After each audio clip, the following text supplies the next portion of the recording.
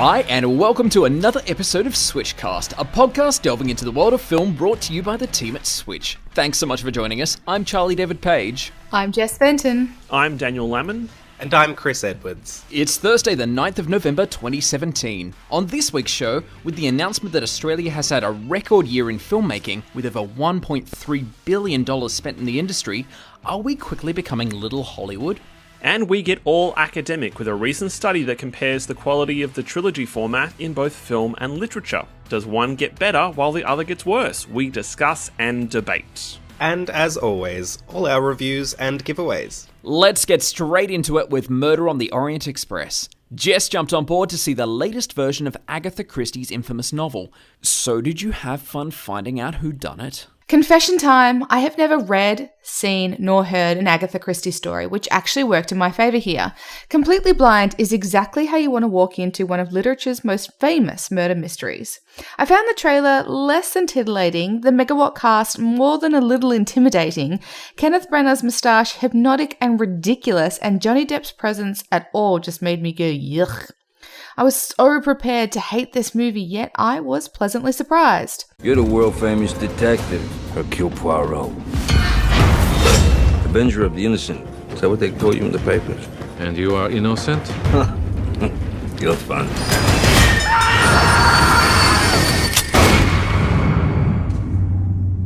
A passenger has died. He was murdered. The murderer is on the train with us now. And every one of you is a suspect. So, let us catch a killer. No need to go into story details. I don't want to spoil anything, and the title is the plot anyway. But Murder on the Orient Express is genuinely funny. Well, at least it starts out that way. Ken Branagh's Hercule Poirot, the greatest detective in the world with a Sherlock Holmes complex, is a great character. However, film-wise, he's a bit overbearing. With a cast of this magnitude, Willem Dafoe, Michelle Pfeiffer, Dame Judi Dench, Daisy Ridley, just to name a few, with Branagh, or is it Poirot, sucking up every bit of oxygen in each scene, this who's who of Hollywood goes to shameful waste as background players who occasionally get a line. Egos aside, this is a great story. I've no doubt handled better in print, but still an intriguing and entertaining yarn that kept me buzzed for 2 hours. 3 stars. Now, I'd like to launch into the discussion about this film, which was a topic that I think is the most important thing to talk about in regards to Murder on the Orient Express. And that is to discuss the moustache. We all know what moustache we're talking about. The moustache. Daniel, someone died, and all you want to talk about is the moustache? Look, I'd be more inclined to discuss the intricacies of a tremendous murder mystery, but the greatest mystery for me with this film is, what the fuck is on Kenneth Branagh's face? And I know this is something that everybody has talked about since the first image of this film came out. The first time it was unveiled on that trailer. It enters the room 20 minutes before he does. It looks it's like magnificent. It looks like it has taken hostage of his face, and he's now the host. It looks like it's eating his face. I'm pretty sure on the set they called it the Beaver. Yeah. Is that for real? I'm pretty sure I read an interview with Kenneth Branagh. That is the other amazing. Night, I love and that. they say Hollywood because is of the way it made his face look, they called it the Beaver. So come to Murder on the Orient Express. Come see Kenneth Branagh's Beaver. So when you say come see Kenneth Branagh's Beaver... Oh no, I've started it. Oh god, I'm so sorry, everyone. Like, is it made of Play-Doh? Like, because that's what it looks like. It looks like it's made of Play-Doh. Or like the icing on a shitty cake. I kind of like it. Why? Why do you kind of like it? Well, because Agatha Christie was super on board with it. She was annoyed at the original Murder on the Orient Express film, the one with Albert Finney, because the mustache wasn't big enough. Well, who's actually read Agatha Christie's books? Who's read Poirot? I haven't. I have to admit, I'm a complete Christie novice. Know nothing. I don't know how to read. I haven't read the books, but I have seen the first movie adaptation. I'm obsessed. I read every single Agatha Christie book. I love Poirot most of all. And essentially the whole idea behind Poirot's character is he is his mustache. It's like this, there's this whole thing through every single book where he's preening it and like judges other people's facial hair and things like that. So it totally makes sense that they've gone with this absolutely insane looking mustache because it's the one thing everyone's talking about. But how does this moustache occur in nature? Like, that's my question. I look at the picture and I go, I don't understand how that physically happens. Dear Daniel, it's called testosterone. Look, I hear about this thing. I've never met it. Sometimes, Daniel, people can grow facial hair. It looks like something that's grown on the end of a cat as opposed to something that grows on a human's face. But Oh, Jesus. That's so Which graphic. end, Charlie? I mean, its tail. What? But here's the thing, back in the day, these things were status symbols, were they not? Yeah, absolutely. And Poirot is Belgian. He is not French, as he is often mistaken for. He's actually Belgian. And he has a huge amount of judgment for British mustaches. So that's why his is always so grand and so well groomed and It immaculate. circumnavigates his face. So, it's... Throughout this whole discussion, I've had that. Has anyone seen 100 Ways to Die in the West? I've got that Seth MacFarlane song, a moustache, if you only have a moustache, playing through my head. It's fabulous. I'm so sorry. Guys, I believe we just heard a cry for help. Someone just admitted that they have a Seth MacFarlane song stuck in their head. Oh, God. I like him, shut up. We've just spent, this is, a film shot in 70mm and it's an adaptation of a classic novel and Kenneth Branagh is directing it with this ridiculous cast. But really, the only thing we can talk about, the only thing that's take away and has stuck with me ever since is just the sight of that thing. My biggest hope with this film is that, because I don't know the story at all, I just hope that whoever it is that is murdered on the Orient Express What? is Johnny Depp, because I'd rather the film have less of him. Because the cast is great until he turns up. You know nothing about Murder on the Orient Express. No, I don't. I actually have never seen... I've seen a few of the other Agatha Christie adaptations, but I've never seen Murder on the Orient Express. Neither. I know I'm going in fresh. What? So I'm quite excited. I am shook. There are so many adaptations of this book. It's insane. Like, there's actually another French version of this movie that's coming out this year, or has come out this year as well. Wow. Like, it's nuts the amount of times this has been adapted in different ways. Well, I've been very lucky to have avoided them all so far. I'm looking forward to seeing this one. They've just done a restoration of the original Albert Finney film, so I'm going to track down a copy of that as well. Question to those who read, would you say that this is the best Agatha Christie novel? Like, why has it been adapted so many times? Oh, it's one of the better ones, but it's one of the biggest ones because as a book itself, it is actually one of the most popular. So it's not necessarily one of the best, but it also works really well in a bunch of formats because it's in such a confined space. It's easy to film. It works in a theatrical space. So it's actually just a really versatile and very clever murder mystery. It also just has a fucking great name. Like, it's that too. I was thinking about this the other day, and honestly, Agatha Christie's books have the best titles, and Murder on the Orient Express might be one of the better ones in it. It's just one of those things that sticks in your mind. Well, I'm intrigued, excited. I'm intrigued to see an explanation for that stupid moustache. I'm intrigued to hear Michelle Pfeiffer's end title song that she's singing. Oh my God. How have we not spoken about this? I'm so excited. Drop the bomb, run away. You guys, Michelle Pfeiffer is doing the original song over the end credits. This is not a drill. Oh my. Please tell me it's Cool Rider from Grease 2. I'm a cool... No, it's... What is it called? Considering it's on a train in the winter, it would be perfectly appropriate. Set in the 1930s, yeah. Like, I'm going to be sitting through a 2-hour movie just excited for the credits. I'll be sitting next to you in this movie, so it's going to be fascinating. Anyway, if you too are fascinated, you can find my full review at maketheswitch.com.au, and Murder on the Orient Express is in cinemas now. And now for a bit of change of pace. Also out today is Detroit, the latest film from Oscar-winning director Kathryn Bigelow. This time around, she's taking us back to 1967 amidst the race riots in the streets of Detroit, as one group of rogue police officers put aside justice in exchange for retribution. It's a war zone out there. They're destroying the city.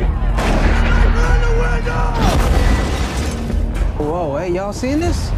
Hey, look, we're not too far from the Algiers. Let's just go there till all this blows over.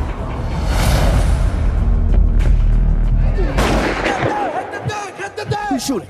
Oh, man. It's just a start. It just starts races. Army taking fire. Shots fire. Near the Algiers Motel.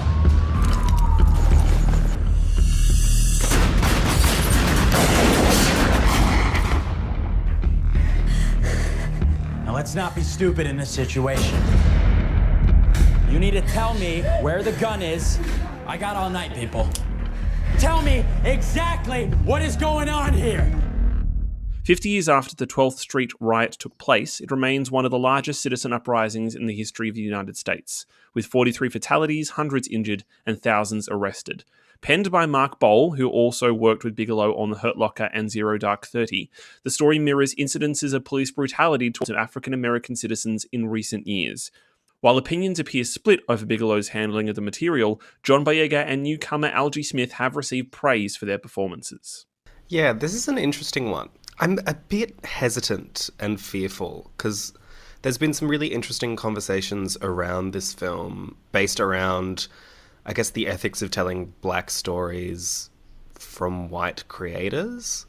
It's interesting because I think it was actually John Boyega in an interview, he was talking about whether or not it was appropriate for Catherine Bigelow to be directing this. And basically he said that he was totally behind her because she was passionate about this story, more passionate than a lot of African Americans were about this particular story. And for that reason, she was a deserved director. But you can totally understand that a lot of people would be a little bit apprehensive about her getting behind this story. A woman who obviously has no history with Detroit and has very little connection to this particular story. I remember when it came out in America about a month or two ago, one of my favorite critics, who is an African-American/Latina woman, talked about how she came out of it shaken and weeping, not because of the positive aspects of the film, but because it, I don't know if cavalier is the right word, but because of its depiction of violence against African-American bodies on film felt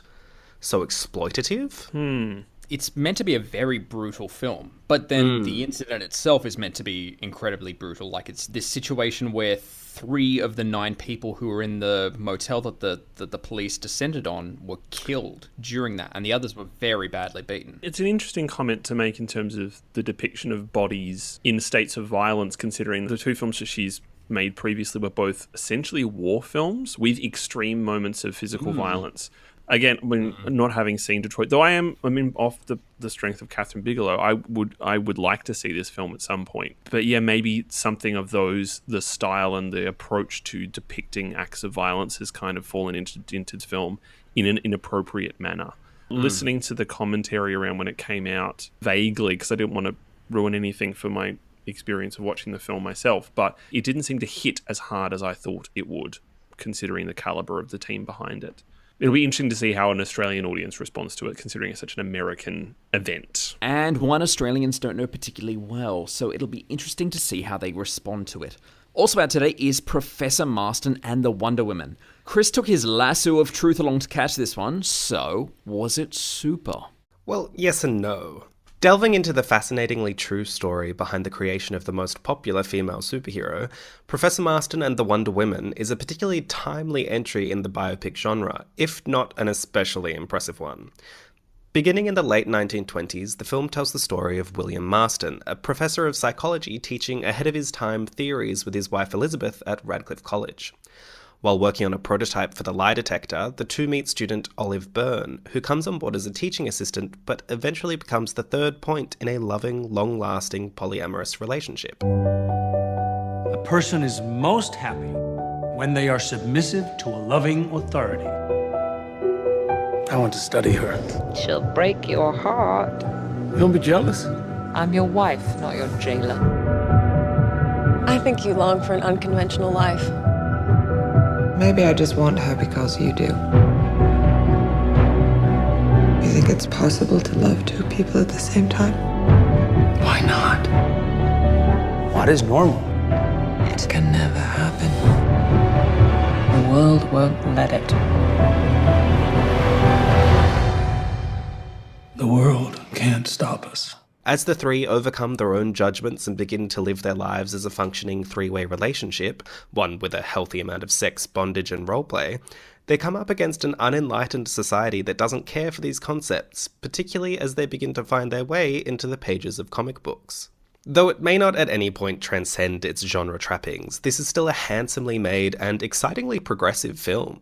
It may look like a stuffy, generic period drama, and sure, with some of the mildly clunky dialogue, it occasionally sounds like one as well. But there are actually some strikingly unconventional ideas smuggled underneath its conventional exterior. Writer-director Angela Robinson is a queer woman of colour, and it's honestly noticeable in the film's numerous sex scenes and in the emphasis it places on female sexuality. This is no boring, uncomfortable retread of the male gaze, but something much more interesting and sex-positive. Oh, and Rebecca Hall, Light of My Life, is wonderful. I'm giving it 3 stars. Yeah, I saw this movie too. To be honest with you, I'm kind of agreeing with Chris. I'm honestly not sure how I feel about this film. I think the story is utterly fascinating, but the way it was handled, it was almost, because the film itself spans decades, and so they had to fit between the relationship and the lie detector and the creation of Wonder Woman and death and this investigation into whether or not, and the book, the book burnings, and whether or not the content of Wonder Woman was appropriate or not. The film covers a lot. It's about 2 hours in length, and the film covers a lot, and when they tackle each subject, a lot of it's also very conveniently handled.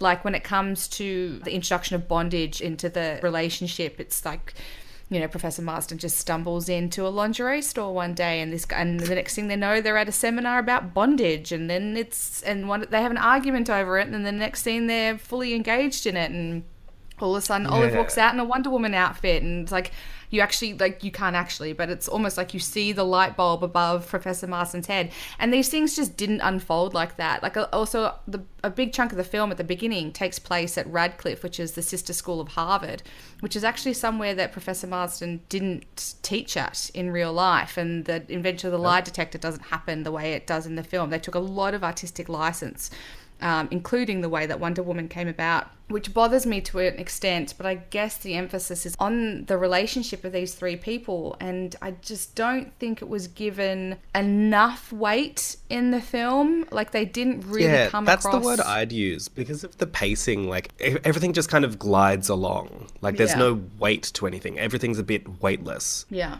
And so things just happen, choices are just made.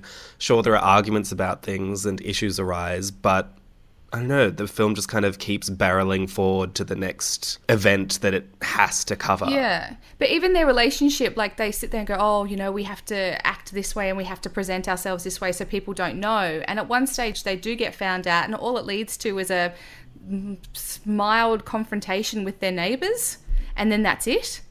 It almost all plays out within their head. Like, it's all their own anxieties about their way of living, then societies. And I don't know, it just didn't quite ring true. I wanted them to have more weight. I wanted them to have more outside influences, I guess, on the way they lived than just their own sort of hang-ups. I don't know. I was pretty fascinated by the inner workings of the relationship and this polyamorous relationship, because it's just something you don't really see on screen, particularly something as positive as this. Normally it's like, oh, one person's jealous and one person's left out. But no, it's not that. It's actual real issues, what they're dealing with. Yeah. And as I was watching it, I was like, why am I having issues with this? Why am I having issues with this? As I was thinking about all these things that we've been talking about. And then I was like, wait, I have these issues with every shitty biopic that's about a boring white guy who did something mildly interesting and his wife's there to stand next to him and say, good job, buddy. Like, I'm so inspired by you. And this is actually much better than that, because it doesn't do that. The women are actual people. Yeah, they actually highlight the collaboration of this relationship and how it influences his life. But as the patriarch of the family, obviously he gets the credit for the lie detector and for Wonder Woman. But really, it's all coming from within the home, and he's just taking it outside. Like I said, it's a very fascinating story. It's just, I think it could have been done a little bit better. And I agree. You can find my full review at maketheswitch.com.au, and Professor Marston and the Wonder Woman is in cinemas now. Brad's Status is also in cinemas today. Ben Stiller stars as middle-aged father Brad. His son Troy, played by Austin Abrams of Paper Towns, is heading off to college soon, and as the duo tour some of the country's most prestigious schools, Brad runs into an old friend who makes him feel insignificant for his life choices. That night, my mind drifted back to college. So many friends have become successful. Craig Fisher worked for the White House. Jason Hatfield had his own hedge fund. Billy Whistler sold his tech company at 40. What do I have? I work for a nonprofit and nothing to show for it. Somebody asked about you. You know, whatever happened to you. My son is a very talented musician. Also composes his own music, so... Wonderful. I'm pretty sure Harvard is going to be in the running. Oh, you think Harvard's got a chance? Suddenly, my thoughts darkened. Troy could easily end up struggling like me. This is Harvard. Even geniuses get rejected. We need to do everything we can. Dan, I'm about to go at my interview. Do you really need to be jumping all over me right now? You're nuts. Do I sound jaded? I started out as idealistic as any of your friends over there. Isn't it crazy how we made this kid and now he's this brilliant, amazing person? I'm proud of you.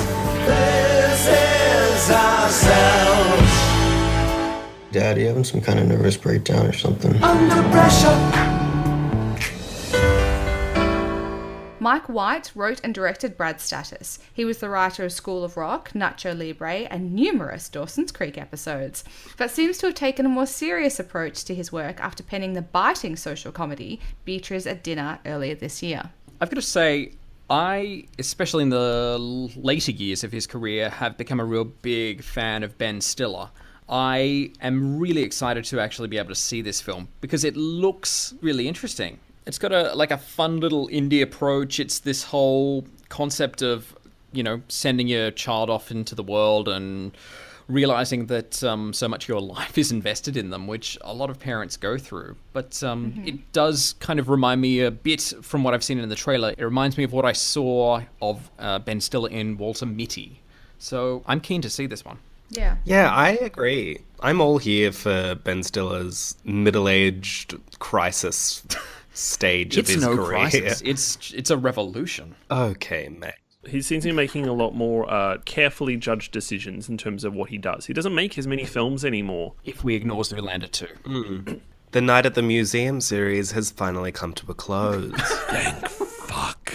But I wonder if this career change as well has something to do with his personal life. Like this year it was announced that he's divorcing his wife of many years, Christine Taylor, who was a frequent collaborator with him on his films. So like we all know her from Zoolander and Dodgeball and stuff, and the Brady Bunch movies.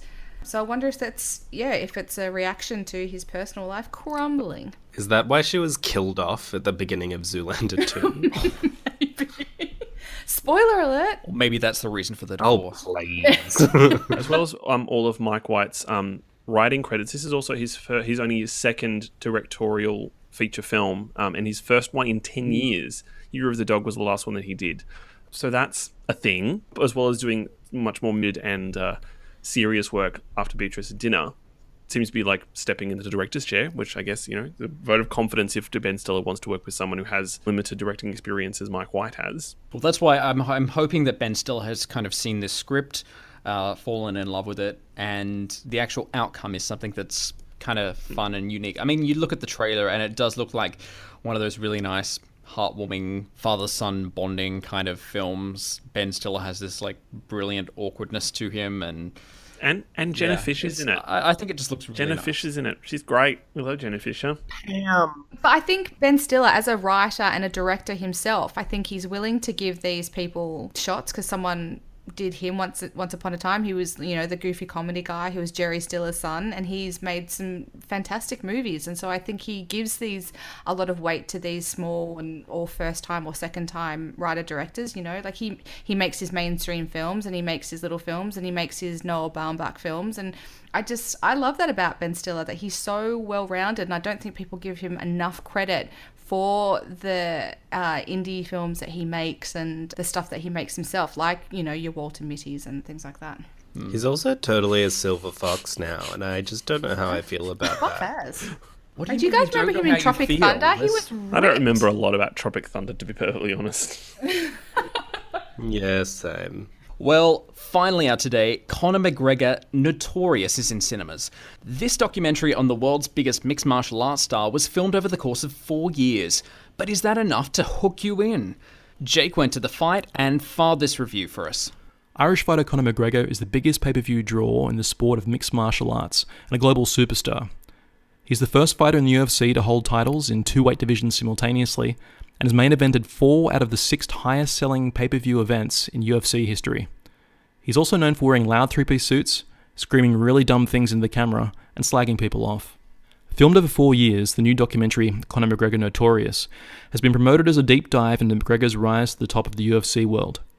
Despite this, the majority of the running time is dedicated to McGregor's bouts with Chad Mendes, Jose Aldo, and Nate Diaz. His recent and highly lucrative foray into boxing with Paulie Malignaggi and Floyd Mayweather Jr. is only briefly touched upon. Elsewhere, we get footage of press junkets, physiotherapy sessions, and lots of training. Let's go, boys. Let's do it. This man may very well be the biggest star in the world today. Very, very unique human being. What's up, UFC, man? Yeah, thank you very much. I always did believe him, always, and I always will. Back to the Irish, nothing to gain. Wow.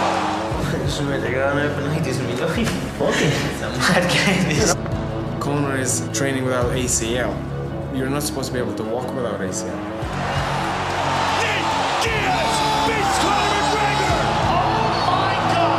Come back, I promise.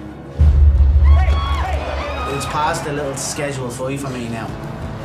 Long after I'm gone, the story will be told. This man has incredible weight on his shoulders right now. Director Gavin Fitzgerald comes up with a grand total of 0 revelations or insights into McGregor, who seems to spend a lot of time walking around like a goose and telling staff, members of his family, passing officials, visiting filmmakers, inanimate objects, how fantastic he is. Everyone gets to hear how fantastic he is. At one point, he literally kisses his own fucking biceps. After watching Conor McGregor Notorious, I still don't have much of an idea about who Conor McGregor is as a person, because this documentary simply pushes the slick UFC-manufactured alpha male persona worshipped by millions of gormless kids on the internet. A short guy with aviator shades and his own name tattooed across his chest, who says fuck a lot, which is top stuff if you're into Father Ted. If watching clip after clip of an overgroomed dude living in luxury while waiting to fight in the octagon is your thing, you're in luck. Otherwise, this weak excuse for a documentary is merely another weapon in McGregor's promotional arsenal. 1.5 stars. Now let's take a look at the upcoming films in our trailer wrap. Here's the first full look at 50 Shades Freed. Anna Gray's office. We wanted to welcome the new fiction editor. I bought it for us. I should have asked you first. I love it. Oh my God. Christian. This is Jim Mateo, the architect. This location is perfect. I'm going to build you a fabulous house. Please stop speaking of my husband as if I weren't here. Anna. You may call me Mrs. Gray. How the hell are you, Anna? Jack, what do you want? So you want to play? Yes, sir. Christian.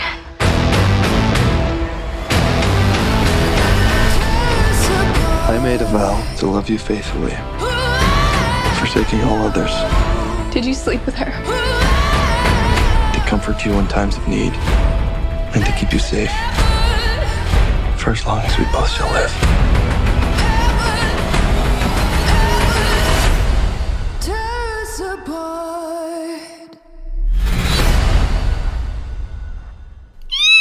Yes, I am deliriously excited because I think these movies are good, Lord, no. But I love them. They are fun, guilty pleasure, trash. But more than anything, I love dragging my poor boyfriend to see them because he hates them so very much and his misery brings me so much joy. But more to the point, for all the negative Nellies out there, this is the third and final film, so you can all breathe a collective sigh of relief. The pain of pretending to ignore these movies at the cinema will soon be over. What struck me most about this latest trailer is how long it takes for it to introduce the action of this final chapter. The films so far have been accused more than anything of being boring, and they're not wrong. Not much happens in them. However, Freed has a kidnapping/extortion thing going for it, and while the second film hinted at it, it still takes this 2.5-minute trailer 90 seconds for intrigue to enter the fray, 1 minute 40 to realize that yes, it is Anna's former sexual assaulting boss Jack, yet no surprises here, only 40 seconds for sex to come into focus. For a little Australian flavour, the whole trailer features a sexy cover of INXS's Never Tear Us Apart, and let's face it, the soundtracks for these movies have always been killer and the best part of the franchise. Valentine's Day 2018 can't come soon enough. Am I right, ladies? You can catch 50 Shades Freed in Australian cinemas from the 8th of February 2018. Now let's take a look at the Red Band trailer for Margot Robbie's I, Tonya. The haters always say, Tonya, tell the truth. There's no such thing as truth. Everyone has their own truth. I was the best figure skater in the world at one point in time. You need to see a wholesome American family. I don't have a wholesome American family. You skated like a graceless bull dyke. I was embarrassed for you. My entire life, I've been told I wouldn't amount to anything. You know what? Maybe I would. 4.8. How do I get a fair shot here? We also judge on presentation. Suck my dick. We're gonna need it even the playing field. I know a guy, shouldn't even be saying his name. Derek. The press wanted me to be the pile of crap. America. They want someone to love, but they want someone to hate. I mean, come on. What kind of friggin' person bashes in their friend's knee? Who would do that to a friend? Oh God, take my money. Take it now, please. Take all of my money, all my life savings. I want to see this movie so bad. Oh, it looks amazing. It gives me such lady boner. Such lady boner. Every little morsel they're giving us of this film does suggest that it could be something very, very special. Not just the performances, but just the style, the tone, and also, it's a particularly well put together trailer. I found it very, very engaging. Like, I was already with it beforehand, but this trailer cemented it for me. This might be something really special. Yeah, they've released like the teaser and the trailer and now the Red Band trailer in very quick succession, and each one gives us just that little bit more. And this was the first time it was revealed that they break the wall and you actually see Tonya talking to the audience, which I think is a fantastic move, storytelling wise. And I think it was Chris was saying before we started recording that biopics don't utilize that enough. It was used to great effect in Get On Up, the James Brown film, but other than that, and that almost on its own was what set the film apart, where you kind of went, oh, this is really fascinating and interesting and engaging, and plays with the idea of, which I hope this film kind of does, which it kind of suggests that it would, with the idea of the unreliable narrator, the idea that we're hearing the story from this person's perspective, but considering, as I said in the last time we talked about I, Tonya, I don't know very much about the story of Tonya Harding, but enough of this trailer makes me go, well, I don't know if I would entirely trust the story told through this person's perspective, and that makes me more excited to see the film. It's also a great technique to just fill in gaps and holes and stuff. What I've heard from reports from when it was at festivals is that it's not just her who's giving us her side of the story. It's actually all the major players have these moments of speaking to the camera and telling their version of events, which I love. I'm so excited. I love unreliable narrators, and I love it when it's extended to literally every single person in the film. I love the possibility of Alison Janney getting an Oscar nomination. Oh my God, I will cry.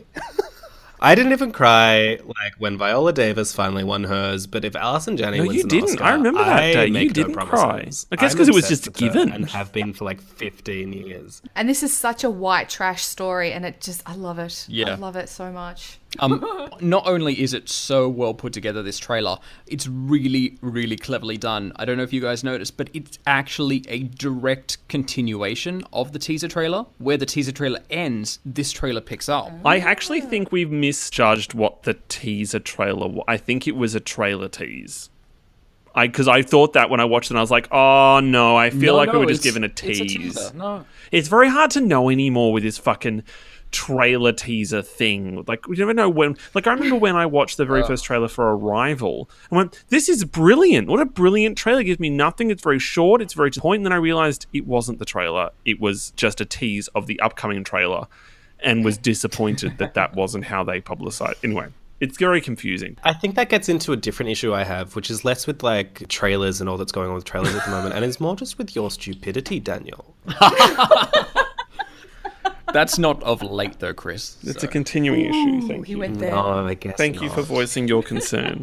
You're welcome. Well, you can check out I, Tonya when it skates into Australian cinemas on the 15th of February 2018. And to check out all those trailers and more, head to youtube.com/MakeTheSwitchAU. Now, it's been a great year for filmmaking in Australia, with a record $1.3 billion spent on making movies and TV series for the 2016-17 financial year. We've had a big boost from runaway productions like Thor Ragnarok, a thriving animation and post-production industry, and original content from local streaming services. With a competitive Australian dollar against the US and great government incentives, isn't it nice seeing the local film industry doing well while we get a little slice of Hollywood down under? Yeah, I can't help but think that Australia isn't the only country that would be experiencing this boost. And it's not just about money or government incentives.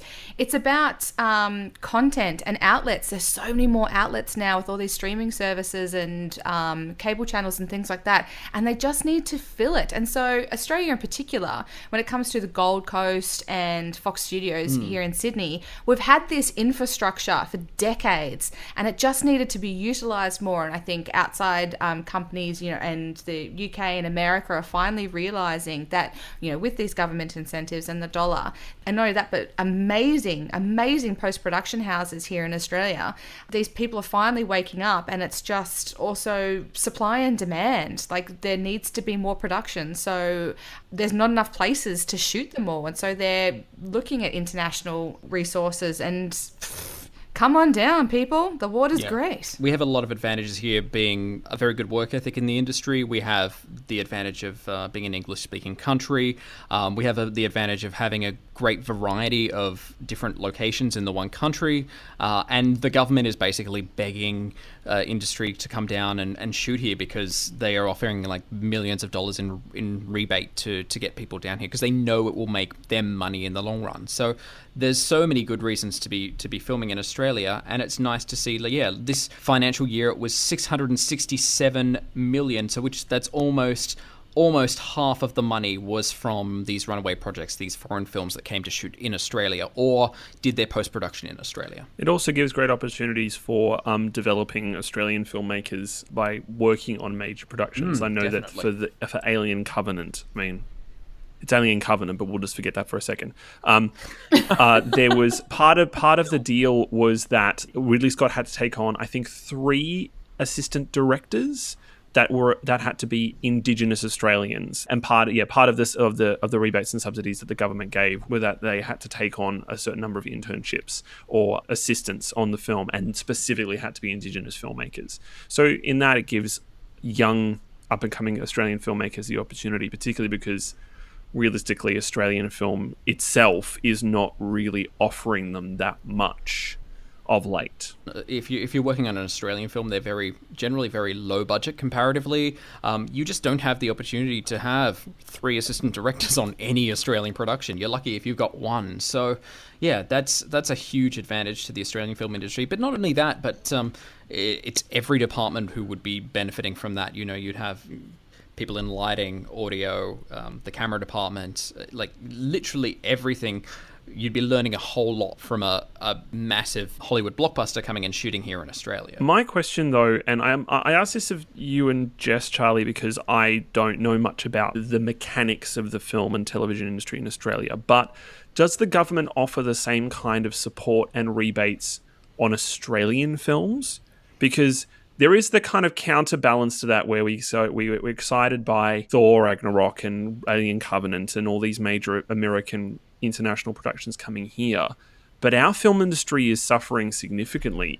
Is it kind of a bit weird that they're wanting to encourage others to come and use our resources when we don't even have things in place for our own filmmakers use these resources? It does. You can, as an Australian filmmaker, also use a lot of these tax deductions and things like that, but it has to be over a certain amount. But it's still a situation where our industry is able to grow and we're able to develop this infrastructure and these skills and also get a great amount of income to that industry, paying people, paying Australians by bringing in that foreign income. So it does have its benefits. And also the Australian government has other ways of funding Australian films, like through Screen Australia. So there's different options there as well. It's not purely just from rebates, but that is an option. It is a wonderful thing, and it is wonderful that we do. It does allow Australians to have jobs, and it does allow a lot of money coming in, but it does kind of worry me when we can have it, we're discussing the positives of major international productions coming and working here,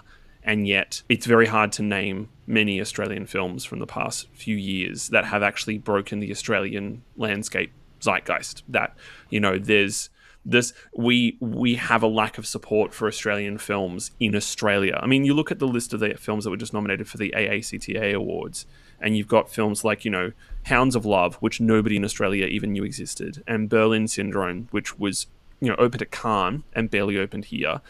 Films like Jasper Jones, which were major, and Ali's Wedding, which were major Australian films, but didn't really get much in terms of, Mad Men pushed them, but I don't imagine they got that many screens. The only one that's of significance is Lion, and Lion's an international production.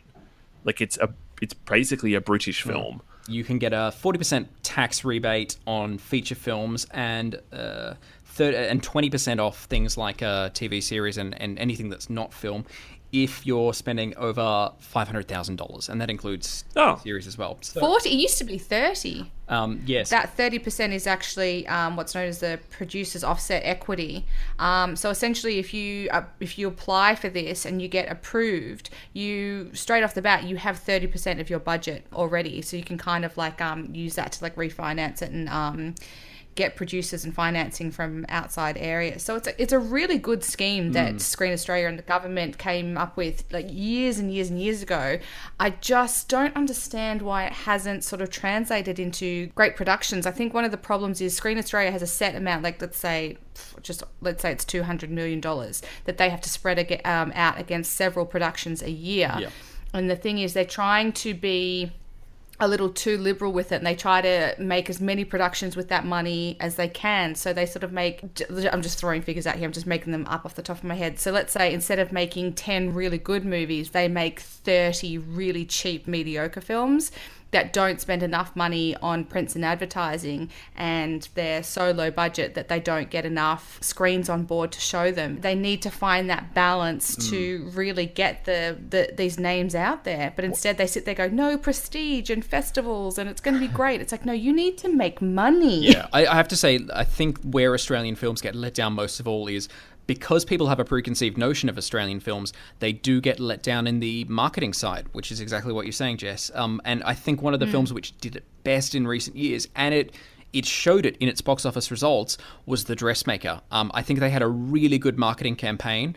They had a great film to begin with, but they actually had an A-list actor to headline it. And they pushed this film in a way that most Australian films don't get promoted, and Australians actually recognised it, and also had a great word of mouth because of its fantastic cast and story. And what gets neglected in Australian films is that element of marketing, and when you've got a budget that's $1 million or so from Screen Australia, that's where it does get let down. You miss out on those marketing opportunities. Yeah, because when you sit there and go, we can spend $20,000 on bus ads and getting this film in 10 extra screens, or we can spend that money sending our cast and producers and director to Cannes or Venice or, TIFF or wherever to put our name out there within the industry instead of within an audience. They tend to go for the prestige over the cash, and it's a bit sad. Now for a slight change of pace. Trilogies are kind of a given these days. Every successful film frantically trying to expand itself into a 3-part epic, whether it was supposed to or not. It's been inherited from the literary world, in particular after the winning 3-part format Tolkien was forced to adopt for The Lord of the Rings. Well, research student Kaylin Walker has taken a far more academic look at the trilogy format, and after scouring through Goodreads and IMDb, has come up with a fascinating conclusion. That, and I quote, Movie trilogies get worse, losing favour with each film, while book trilogies secure higher ratings for Book 2 and maintain them for Book 3. End quote.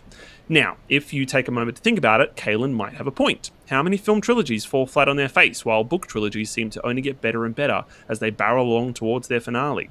So, fellow SWITCHCast writers and listeners, do we agree with Kaylin, or is her study another piece of useless and inaccurate information? And as with all good studies, please provide examples as empirical evidence. Who wants to start off? Okay, sir. This is actually pretty interesting. I was a bit skeptical of this news item to begin with, but the more I think about it, the more I'm like, oh, yeah, actually that kind of makes a bit of sense. Looking at the article, there were a few points that jumped out at me, particularly when it came to biases. Like, there was one point that the article made talking about book readers, the people who stick around for book 2 and book 3, are more likely to like those books because they're investing a lot more time in those experiences than people who watch films are. Yeah, because it takes a lot more effort and time to read a book than it does to watch a 2-hour film. Yeah. So this idea that because they're already putting in the hard yards, they're sticking around to finish the series, they obviously already love the content and love the book. When it comes to books, if you're an intelligent writer and if you plan this out well with your editor, you've actually planned the 3 editions. And so it's essentially an Act 1, Act 2, Act 3, where the third one is the big conclusion, big build-up that you're all trying to get to. And like you said before, you invest more time and effort into reading a trilogy than you do for watching a film. 2 hours is 2 hours, no matter who you are. It doesn't get shorter or longer depending on who you are. Where someone could take a day to read a book, or they could take a month, or even a year. I've had books on my bookshelf that have been there for, I'd say, going on decades, if I was being honest. But when it comes to films, it's all about production. Like, you make a film, you release it, it becomes a big hit, and all of a sudden the studios see dollar signs and they're like, okay, we've got to get the next one out, we've got to get the next one out, and the next one out, and the next one out. And it suffers under development and too fast a production, where we've seen over the years many successful films have lost their director for their second or third installment because the studio wants to get it out as quickly as possible, and a director, who is an artist, I must say, sits back and throws their hands up and goes, it's too quick, I can't do it that quickly, I need time to make this the best film I can. Where studios are like, screw that, we need to cash in on this momentum that this first film is generating. That's why you get movies like Bad Mums 2 like 18 months after the first one comes out, or you get Pitch Perfect 2 in the same timeline, both of which again lost their first directors because of that fast production schedule. So it's the first time we're seeing this idea in print, but when you think about it, it's quite obvious and makes total sense. A really interesting example on a film sense of that happening, I remember, was the Pirates of the Caribbean, the initial 3 films.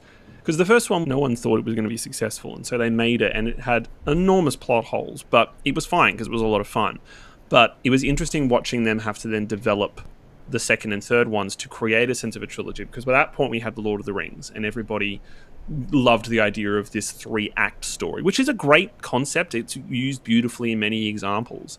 But in this one, they then had to deal with very large plot holes that had to be solved, and then not enough pre-planning to know how to balance them. So the second film, I remember, ended up just being a never-ending action sequence, and the third film then had to just shove all the story in at the end.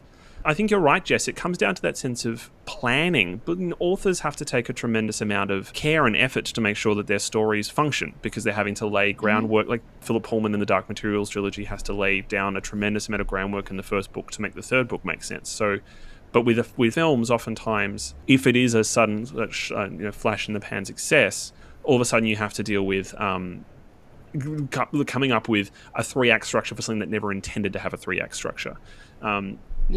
So I think it does come down to that planning. What are some examples, though, of trilogies that you can think of where that opposite has happened, where a non-pre-planned trilogy has ended up being actually very successful and very strong? I mean, I guess a lot of people would point to Star Wars, but then I'd point at them and laugh. I would maybe say Back to the Future. Yeah. No, but they don't get stronger as the trilogy goes on. The third one is arguably the worst. Third one's my favorite. What about Toy Story? Yes! Toy Story is one of the strongest trilogies Story does. I can think off the top of my head. There's not a single weak film in them. They do get stronger. And weirdly, for a series of 3 films that were not intended to be a trilogy, the amount of care and effort that's taken in the planning of each of the chapters, it actually feels like a trilogy. When it comes to the end of Toy Story 3, you feel like you've completed something. So it's on the flip side of messes like the Matrix trilogy and the Pirates of the Caribbean initial trilogy and, all of those cash-in examples. If you actually look at the research that Caitlin has done, the only of the film trilogies which actually increases in popularity as it goes along is XXX. No! Well, Caitlin, I guess that's the shot in the head that Caitlin's study gets, doesn't it? XXX, great. Audiences disgust me. As always, if listeners have other examples of strong trilogies that they think, ones where, as they go on, the films get stronger and stronger, that aren't based on books, might we add, let us know, because it's always great to hear other positive examples. The Japanese Film Festival's in full swing in Australia right now, with audiences across the country flocking to catch a huge range of films. I spoke to the director of the festival, Margarett Cortez, about what we can expect. Margarett, thanks so much for joining us on SWITCHCast. Thanks for having me, John. What are some of the highlights of this year's festival? In Sydney, we're having 4 special guest sessions. The first one being a movie called A Double Life, which screened at Raindance last year, Vladivostok International Film Festival, as well as the New York Asian Film Festival. We'll be welcoming the lead actor Mugi Kadowaki, as well as the director Yoshiyuki Kishi. And director Kishi is really interesting because he's had a very long career spanning 20 years or more in documentary filmmaking. And in 2016, he debuted with his first narrative feature, which is A Double Life. Another director who's coming is the director Ozaki for the film Her Sketchbook, which is a very quirky slice of life film about a hikikomori. So hikikomori is a Japanese phenomenon of people withdrawing from society and becoming shut-ins. So the main actor in that film is actually also Mugi Kadowaki, who's appearing in A Double Life. Yeah, she's a very talented, versatile actor, and definitely part of like a rising crop of young screen talents in Japan. Third, and what I'm most excited about, is for the film Snow Woman, which premiered at the Tokyo International Film Festival last year. So the director, who also co-wrote the script and appears as the title character, Snow Woman, her name is Kiki Sugino. Kiki has produced films as well as acted in them, and she basically debuted in South Korean films. So she'll be joined in Sydney by the lead male actor, Munetaka Aoki, who's appeared in films. So some people might recognize him from Martin Scorsese's Silenced, and he also featured prominently in the hit action film, the Rurouni Kenshin trilogy. And last but not the least, there's the Tokyo Night Sky is Always a Denser Shade of Blue, which I love just because of the title. It's very much fun to say it. And the director, Ishii, is coming. So it's his second visit to Sydney with the Japanese Film Festival. And this time around, he's here to promote his film, which premiered at Berlin International Film Festival this year. And I can't think of a film that really captures Tokyo more than this film does. It's got a bit of melancholy in it, as well as a bit of slice of life, but it's definitely art house. So that's one main difference from the other films. Well, some exciting guests to look forward to. The festival's making its way around the country, having visited Canberra, Adelaide, Brisbane and Perth so far. How have audiences received this year's films? The opening film has been such a huge hit in the past cities. So that's Mumon, The Land of Stealth, which is just so much fun to watch, because it's got a bit of tradition, but because the director is Yoshihiro Nakamura, it's also a bit rock and roll. So it's great fun. The animated title in this corner of the world has also been very well received. The festival's celebrating its 21st year, so why do you think it's proven to be so popular here in Australia? I think it's because the Australians like to travel, I think. And And when we're not able to travel because oftentimes it's so expensive and so hard to get out of Australia, we tend to watch films. Japanese culture has always had such a long history of exposure in Australia. We've got shops like Muji, Uniqlo, Daiso, and there are also this Japanese food is also very popular. So that level of everyday exposure, I guess, tends to cultivate a particular appreciation of other Japanese things such as art and film and cinema, of course. Well, we have a regular segment on SWITCHCast where we ask our hosts to choose one film that they'd recommend this week and why. We also like to ask our guests, so if there was one that you would choose from inside the festival or further afield, what would it be? I would highly recommend watching Anti-Porno.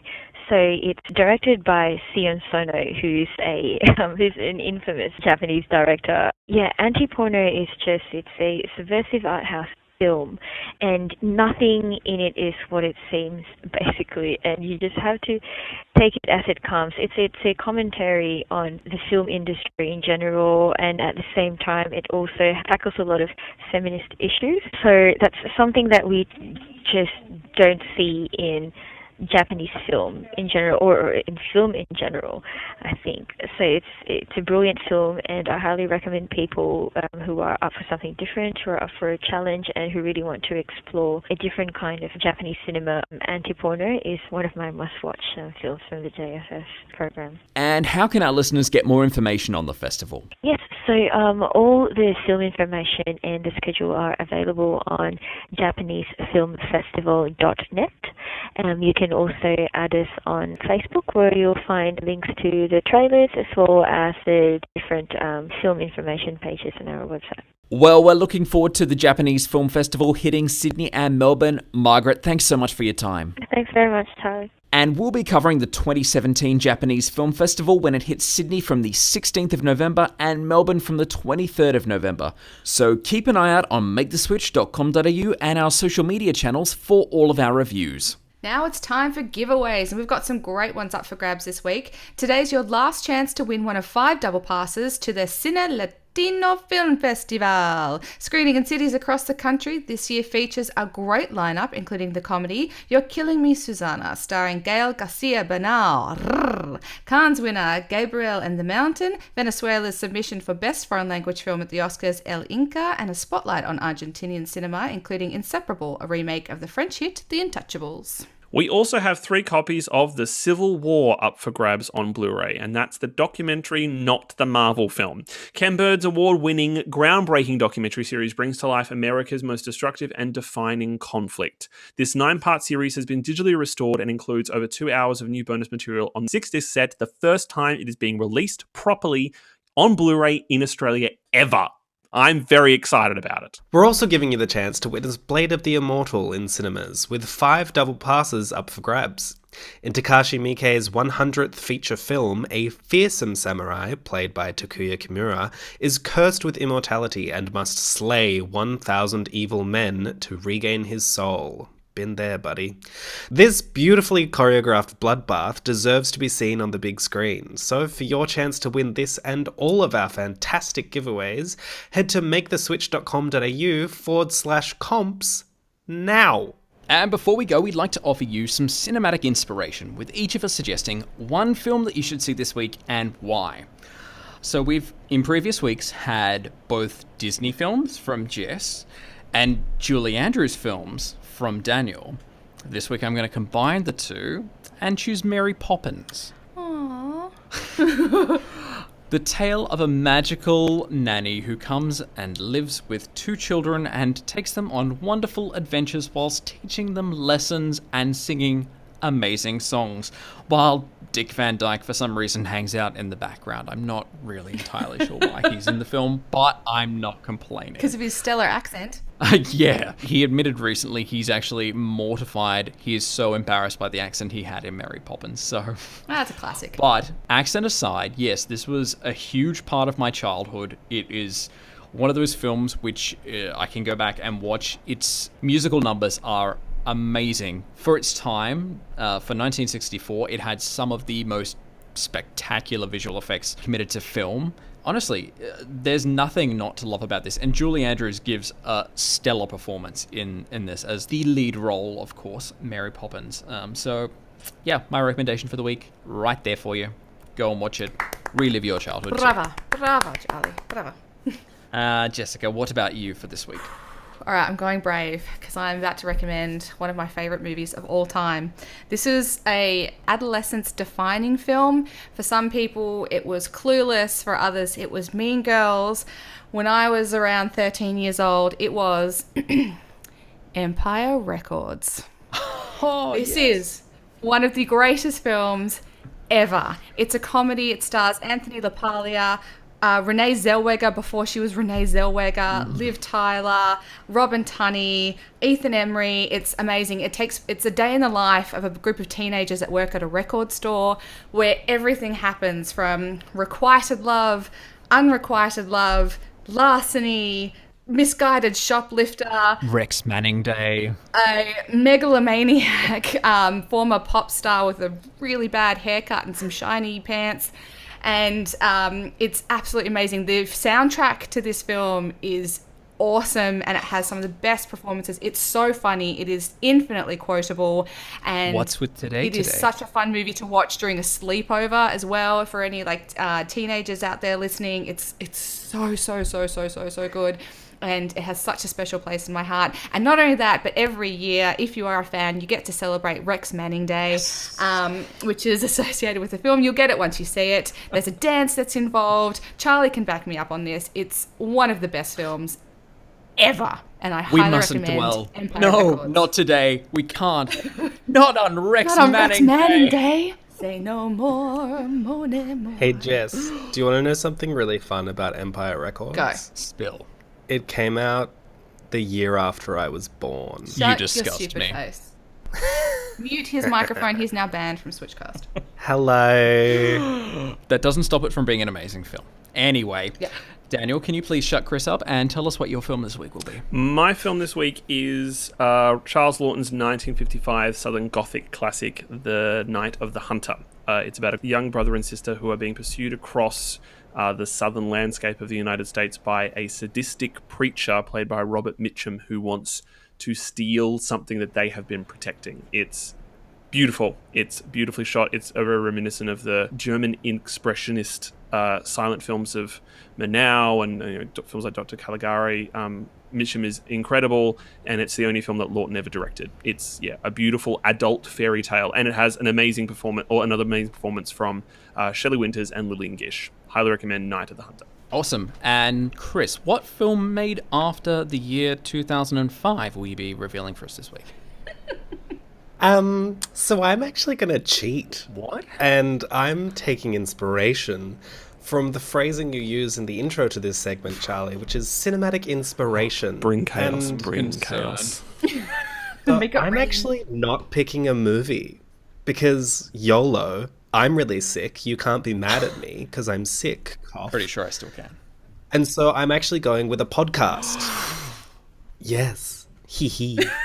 Controversy. So this is something that I've abused many, many friends into listening to, particularly Daniel, who still hasn't listened to the ones that I'm about to tell you about. I know exactly what you're recommending, and I'm completely supportive. I've also bullied people into listening to it as well. Thank you. So this is the podcast You Must Remember This, which is run by Karina Longworth, who is the partner of Rian Johnson, the director of the upcoming Star Wars film.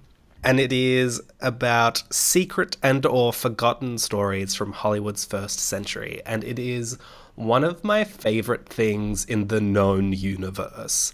I love this podcast. I love this woman. She is one of my favorite people in the world. And if she ever hears this, she will get a restraining order against me because I love her that much.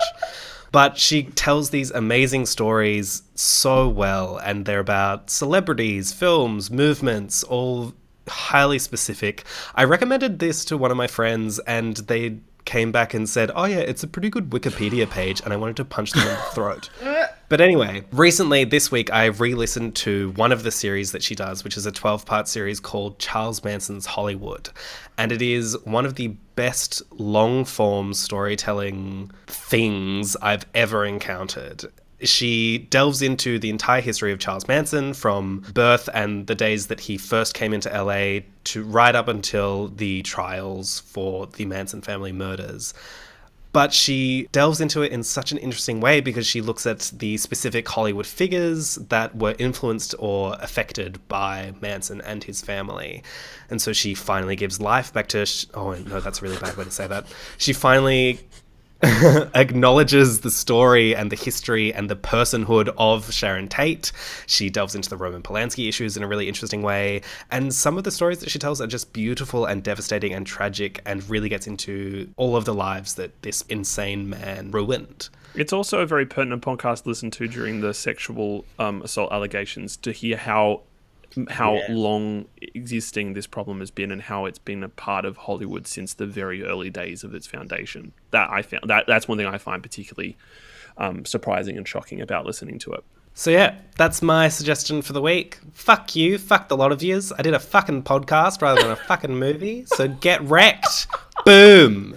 I'm a young rebel rouser. Take that. Mic drop. Some fantastic suggestions there, except for Chris, of course. I'll wrap your knuckles after the show.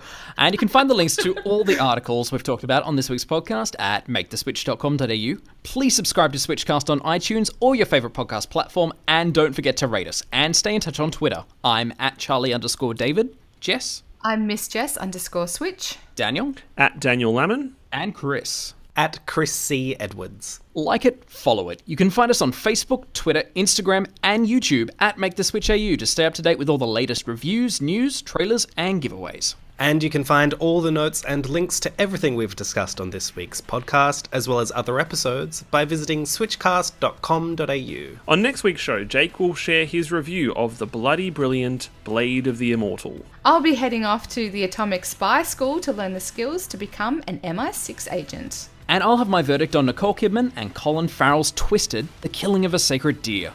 Thanks so much for listening. We'll see you all next week.